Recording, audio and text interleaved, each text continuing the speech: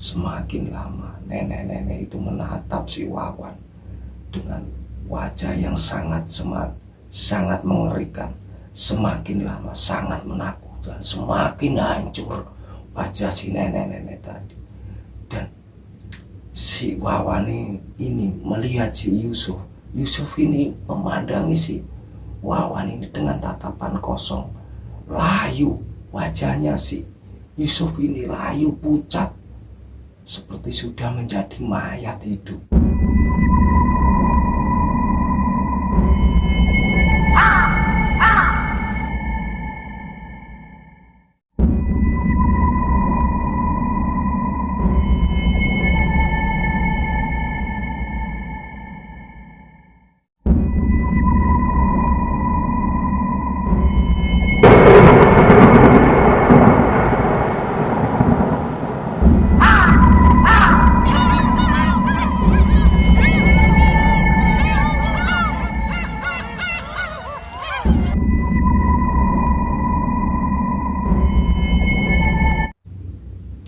Assalamualaikum warahmatullahi wabarakatuh.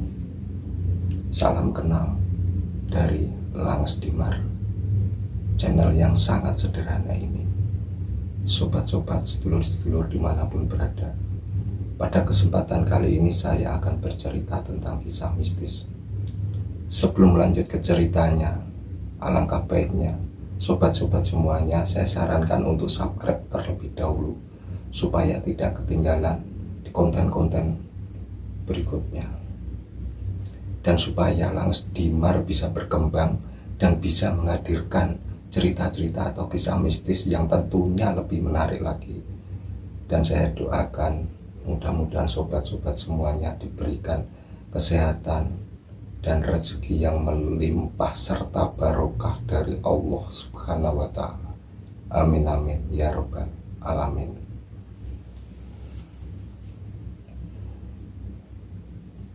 Cerita ini berawal dari cerita si Wawan, di mana si Wawan ini berasal dari sebuah desa yang ada di pinggiran Sungai Pepe yang berada di wilayah Jawa Tengah. Singkat cerita, si Wawan ini pada waktu itu masih sekitar umur 10 tahunan, masih duduk di bangku SD.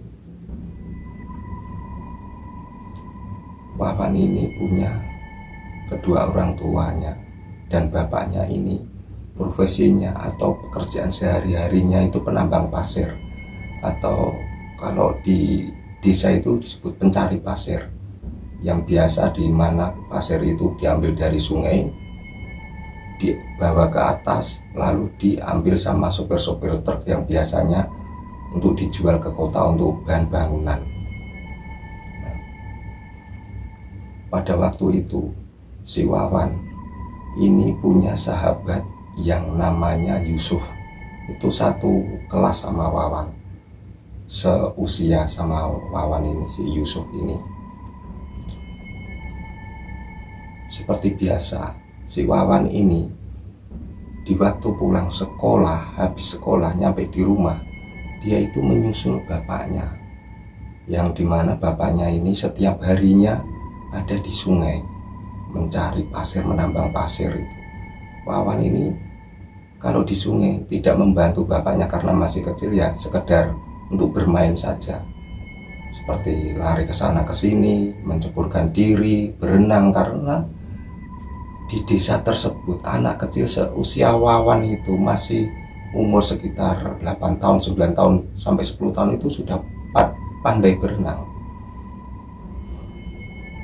Singkat cerita, Wawan ini setiap kali bermain di sungai itu, dia itu tidak pernah dimarahi bapaknya atau di istilahnya itu tidak boleh berenang di sungai setiap hari. karena bapaknya sendiri kan juga ada di situ, jadi tidak begitu khawatir tentang Wawan karena sudah pandai berenang. Pada suatu hari Wawan itu pulang sekolah. Di tengah perjalanan itu dia bersama Yusuf. Dia satu sekolahan, satu kelas, tapi beda kampung. Yusuf ini agak jauh dari kampungnya si Wawan, masih satu kelurahan tapi beda desa, beda kampung. Nah, di waktu perjalanan itu si Wawan ini bercerita sama si Yusuf kalau dia itu setiap harinya bermain di sungai, berenang di sungai, mencari udang atau apalah di sungai itu. Nah, si Wawan ini tertarik dengan si Yusuf ini tertarik dengan cerita si Wawan. Dengan begitu si Yusuf ini memberanikan diri. Wan, aku tak melu nang omahmu yo. Renang, ajari aku renang. Dia bilang kalau si Yusuf ini bilang ke Wawan kalau dia mau ke rumahnya si Wawan, suruh ngajari berenang. Wawan pun dengan senang hati mengiyakan karena Wawan sendiri kalau ada temannya kan asik bermain di sungai dan sambil mengajari si Yusuf berenang. Nah, singkat cerita, besoknya hari berikutnya sekitar jam 2 siang si Yusuf ini baru nyampe di rumahnya si Wawan. Dan Wawan juga senang Yusuf mau datang. Ternyata dia pengen belajar berenang. Langsung kedua anak ini tadi langsung jalan menyusuri pinggiran kampung, nyampailah di sungai. Di situ ada bapaknya Wawan dan ada beberapa orang penambang pasir, tapi jaraknya agak lumayan jauhan, mungkin 50 meter dari penambangan itu. Karena si Yusuf ini, si Wawan ini kalau berenang itu pengennya yang agak dalam, enggak seperti yang ditambang pasir itu. Singkat cerita, si Wawan ini sama Yusuf ini bermain, lari ke sana, lari ke sini, menceburkan diri di sungai. Dan si Yusuf ini menceburkan diri tapi yang masih dangkal, jadi dia tidak tenggelam. Dan dia minta diajarin sama si Wawan ini supaya bisa berenang. Nah, Wawan inilah pelan-pelan mengajari si Yusuf, pelan-pelan, lambat laun sedikit lumayan bisa. Singkat cerita, habis asar Yusuf dan Wawan ini pulang ke rumahnya masing-masing. Di waktu pulang ini, malamnya si Wawan ini tidur sendirian di kamar, dan kedua orang tuanya ini punya kamar sendiri. Dan di waktu tidur itulah Wawan ini sepertinya ada yang menemui seorang nenek-nenek. Nenek-nenek ini bilang ke Wawan, "Le, nek dolan neng kali sesuk ngajak konco meneh yo. Nang besok kalau bermain di sungai ngajak teman lagi ya." Itulah kira-kira yang dikatakan si nenek ini kepada Wawan. Pada pagi harinya Wawan ini bangun tapi tidak bercerita kepada siapapun waktu itu. Nah, pada waktu itu Wawan berangkat sekolah seperti biasanya. Pulang sekolah, dia pun janjian sama si Yusuf tadi kalau ingin berenang lagi di sungai yang kemarin itu. Singkat cerita, sekitar jam 2 siang si Yusuf ini sudah nyampe di rumahnya Wawan. Dan Wawan sama Yusuf kembali ke sungai itu lagi seperti kemarin untuk belajar berenang dan bermain. Dan disitulah si Yusuf dan Wawan ini bermain kesana kemari, tapi tidak ada orang tuanya si Wawan tadi. Kebetulan orang tuanya Wawan ini seharian tidak mencari pasir dikarenakan salah satu saudara bapaknya si Wawan yang beda kampung, yang lumayan jauh dari kampungnya si Wawan ini, punya hajat. Jadi bapak dan ibunya si Wawan ini di rumahnya saudaranya, dan Wawan ini di rumahnya sendirian. Dan kebetulan ada Yusuf yang ingin belajar berenang. Akhirnya Wawan sama Yusuf ini di sungai tersebut bermain kesana kemari dan belajar berenang. Dan di waktu itu juga si Yusuf ini sudah pandai berenang, sudah pandai berenang. Misal pun dia menceburkan ke yang air dalam itu, dia nggak tenggelam karena bisa berenang.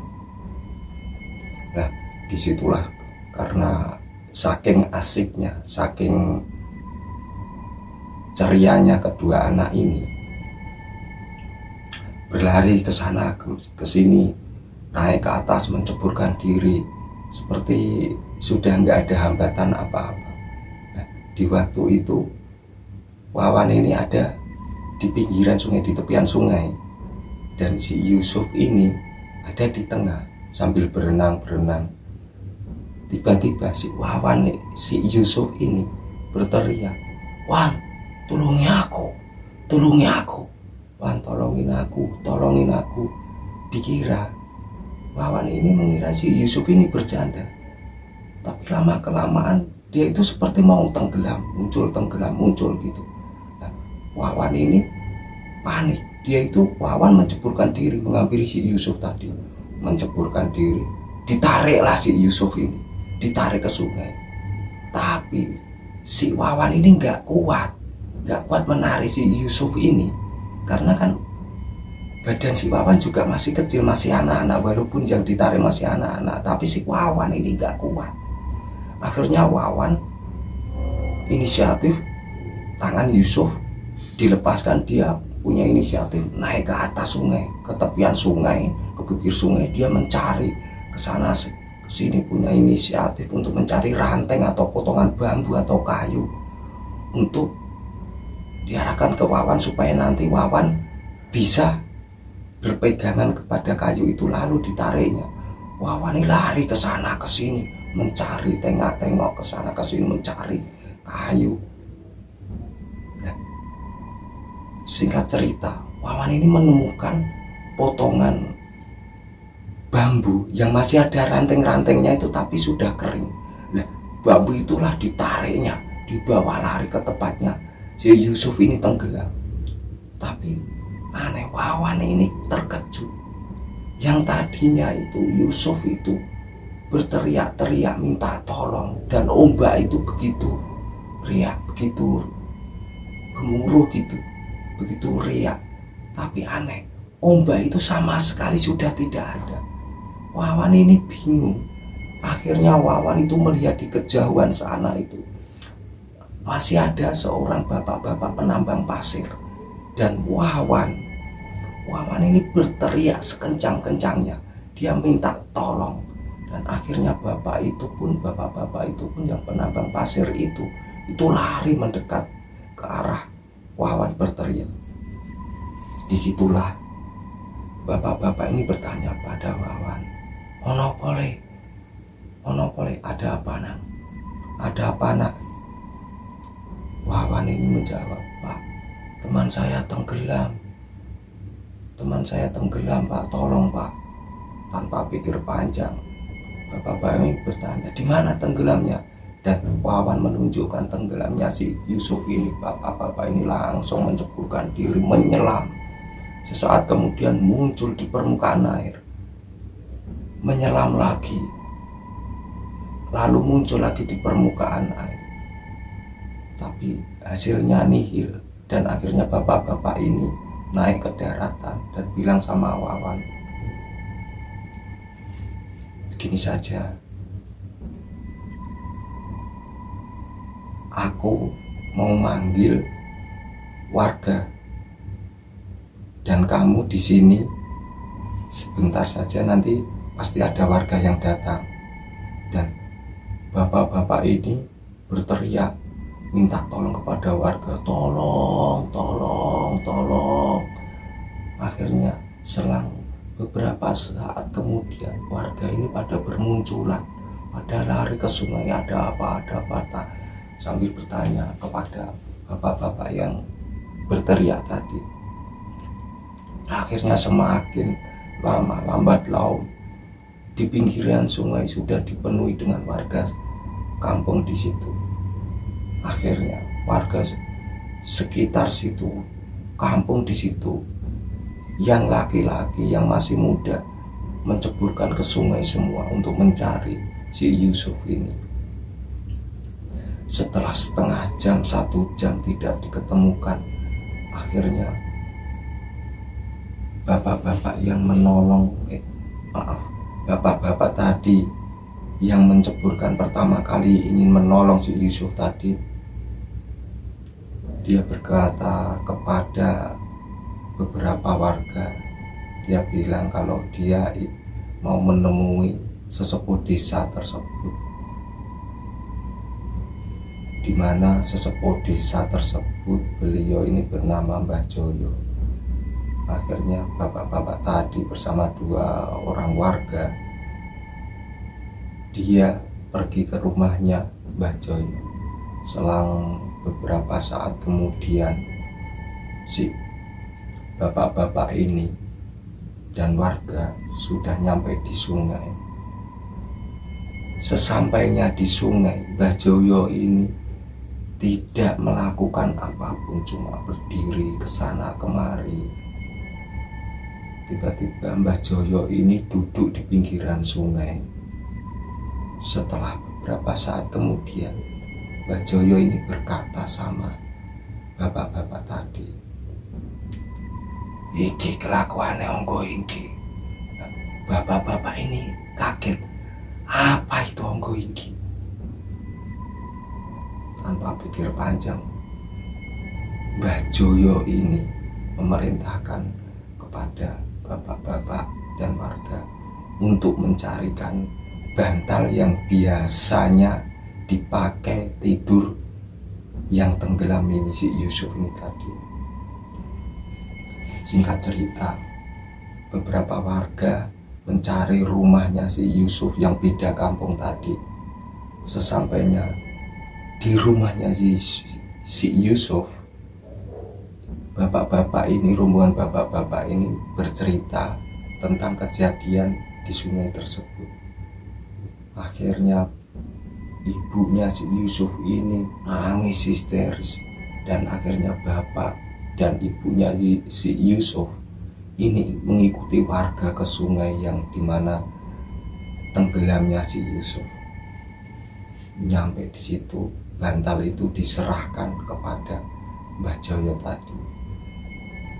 Pelan-pelan Mbah Joyo, entah itu mengucapkan apa atau berdoa apa, warga nggak ada yang tahu. Dia duduk. Sesaat kemudian Mbah Joyo ini berdiri dan melemparkan bantal itu ke sungai. Dan tidak ada yang ganjil ataupun gimana gitu. Bantal itu akhirnya itu terbawa arus sungai, yang dimana sebenarnya air sungai itu nggak begitu deras karena musim kemarau. Bantal itu mengikuti aliran sungai, tapi tiba-tiba aneh, bantal itu ada di pinggiran pojokan sungai itu, dimana di situ bantal itu tidak ikut terbawa air, tapi memutar-mutar di sekitaran situ, pelan-pelan mutar-mutar. Dan Mbah Joyo pun akhirnya mendekati bapak-bapak tadi dan warga. "Sudah, yang laki-laki, remaja semuanya menceburkan diri, cari di sekitaran tempat itu, bantal itu. Akhirnya warga itu berhamburan turun ke sungai. Pada berhamburan turun ke sungai, sesaat kemudian pada muncul ke sungai, menenggelamkan, menyelam lagi, menenggelamkan diri, menyelam lagi. Belum ada tanda-tanda ditemukan.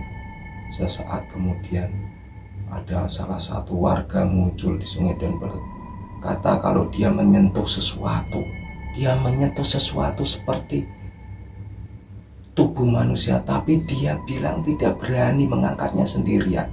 Akhirnya diputuskan untuk membuat lingkaran manusia itu, dan akhirnya beberapa orang itu membuat lingkaran itu. Dia langsung masuk ke sungai berbarengan, bersamaan. Sesaat kemudian warga ini pada bermunculan di sungai, dan akhirnya si Yusuf ini sudah diketemukan dan dibawalah ke pinggiran sungai, ke tepian sungai. Sesaat dibawa ke atas, ternyata si Yusuf ini sudah dinyatakan meninggal, perutnya besar. Bapak dan ibunya si Yusuf ini tadi sudah tidak bisa berkata apa-apa lagi. Akhirnya dengan kesepakatan warga, semua warga, Yusuf ini dibawa pulang jalan kaki bareng-bareng bersama warga sekitar kampung situ. Sesampainya di rumahnya si Yusuf ini tadi, sudah menjelang maghrib sekitar pukul 5:30 sore. Akhirnya diputuskanlah dimakamkan sore itu juga, malam itu juga si Yusuf dimakamkan.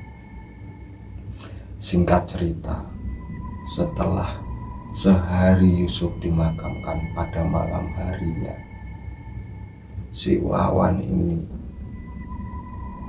seperti biasa habis belajar, sudah jam 9 malam, dia persiapan untuk tidur di kamarnya. Bapak ibunya di kamarnya sendiri. Nah, di waktu di kamar itu malam itu, si Wawan ini kaget. Di saat itu ada muncul bayangan seperti nenek-nenek. Nenek-nenek itu semakin mendekat, semakin jelas. Nenek-nenek itu menggandeng anak kecil, dan ternyata yang digandeng itu ada si Yusuf. Wawan pun gak bisa bicara apa-apa. Semakin lama nenek-nenek itu menatap si Wawan dengan wajah yang sangat mengerikan. Semakin lama sangat menakutkan, semakin hancur wajah si nenek-nenek tadi. Dan si Wawan ini melihat si Yusuf. Yusuf ini memandangi si Wawan ini dengan tatapan kosong, layu.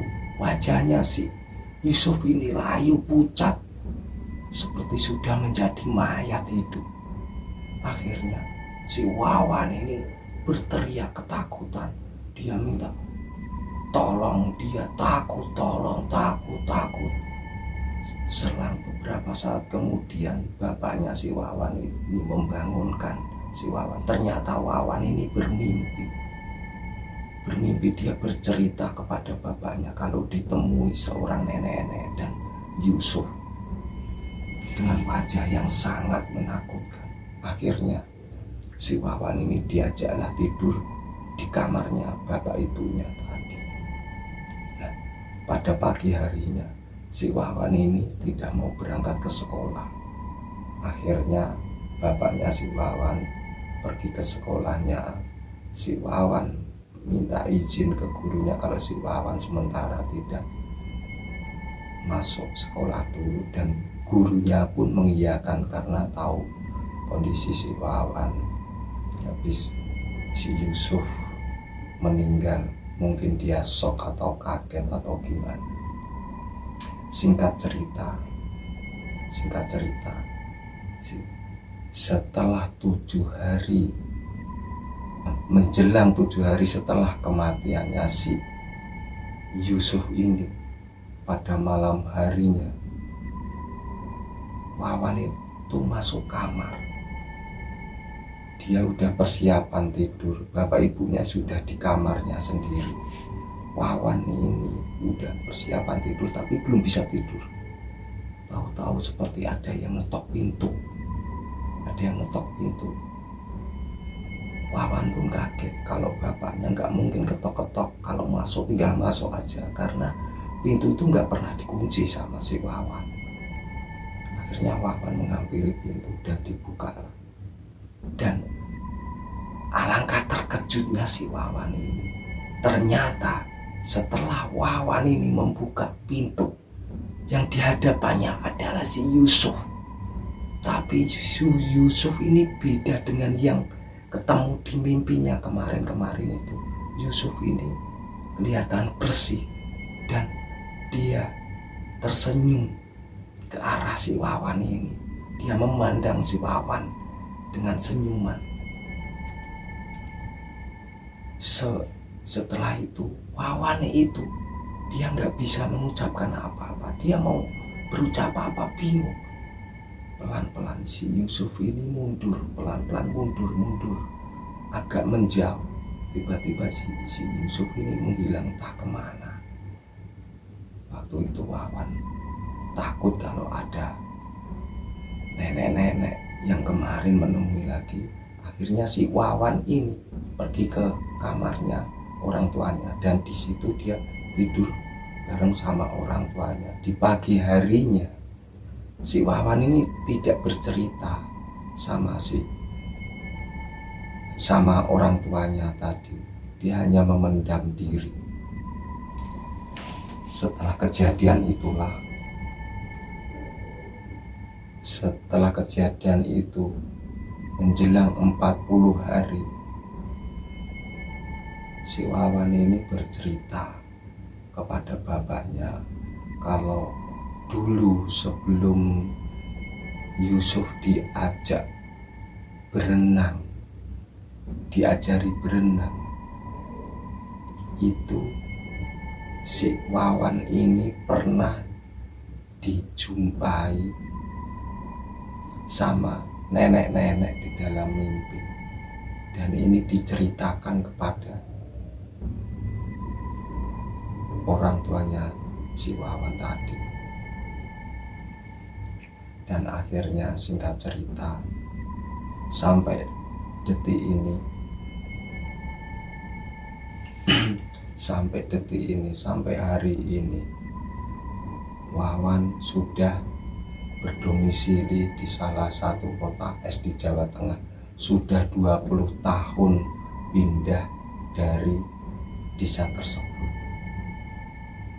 Dengan adanya kejadian itulah dulu warga sekitar menyimpulkan bahwa kalau kematian si Yusuf ini adalah untuk tumbal si Onggo Inggi ini yang diyakini penunggu Sungai Pepe tersebut. Sampai di sini dulu cerita dari Langs Dimar. Terima kasih kepada Wawan yang sudah berbagi cerita ke Langs Dimar. Ambil sisi positifnya, buang jauh-jauh sisi negatifnya. Mohon maaf bila ada salah-salah kata. Wassalamualaikum warahmatullahi wabarakatuh.